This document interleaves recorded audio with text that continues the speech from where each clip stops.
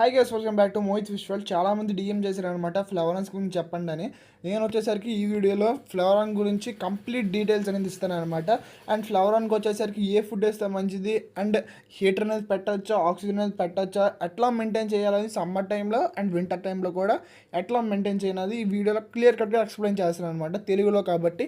ఎవరికైతే నచ్చితే please like and support.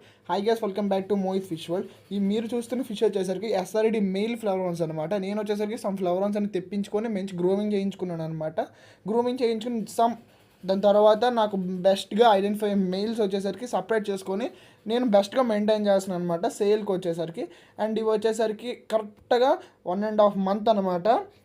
ఈ మంత్కి మనకు వచ్చేసరికి హెడ్ పాప్ అనేది బెస్ట్ అయిపోయింది.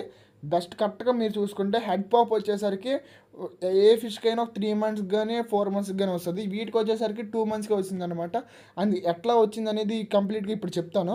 నేను కరెక్ట్గా మీరు చూసుకుంటే వాటికి వచ్చేసరికి నేను డ్రై ఫుడ్ ఇస్తాను అండ్ లైవ్ ఫుడ్ కూడా ఇస్తాను. లైవ్ ఫుడ్ వచ్చేసరికి లివర్ ఇస్తాను అండ్ అలాగే లైవ్ ఫిషెస్ కూడా ఫీడ్ చేస్తాను అనమాట. ఒక్కొక్కసారి చిన్న వయసులోనే ఫీడ్ చేయాలి, పెద్ద అయిన తర్వాత ఫీడ్ చేస్తే ఫిష్ వచ్చేసరికి డ్యామేజ్ అయ్యే ఛాన్సెస్ 100% ఉంటుంది అనమాట.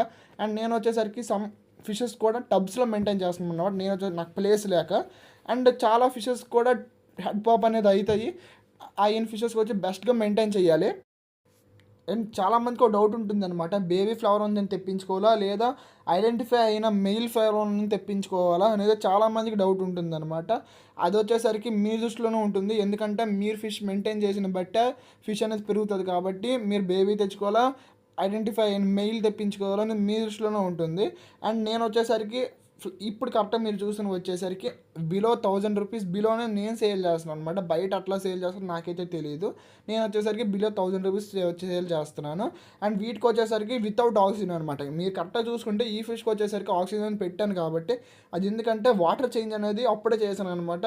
ఫిష్ వచ్చేసరికి కొంచెం డల్ అవుతుంది కాబట్టి నేను వచ్చేసరికి ఆక్సిజన్ పెట్టుకున్నా. అది ఒక్క ఫిష్కే పెట్టాను ఎందుకంటే కొంచెం డిమ్ అయ్యింది కాబట్టి ఆక్సిజన్ పెట్టుకున్నా. నేను వచ్చేసరికి మోయినా కల్చర్ అండ్ అలాగే వైట్ పిల్లెట్స్ వచ్చేసరికి వాడుతాను అనమాట. మీరు కరెక్ట్గా చూసుకుంటే నేను వచ్చేసరికి ఆప్టిమమ్ 3-in-1 ఫుడ్ అనేది ఫిషెస్కి వేసాను అనమాట. అండ్ నార్మల్గా నేను వచ్చేసరికి మార్నింగే ఫిషెస్కి ఫీడింగ్ ఇస్తాను. అండ్ మీ వీడియోలోకి కనబడాలి కోసం నేను వచ్చేసరికి ఇది మీకు కరెక్ట్గా చూపిస్తున్నాను. కరెక్ట్గా మీరు చూసుకుంటే ఫిషెస్కి ఫుడ్ వేసిన వెంటనే తినాలన్నమాట. అప్పుడే ఫిష్ అనేది యాక్టివ్గా ఉంటుంది.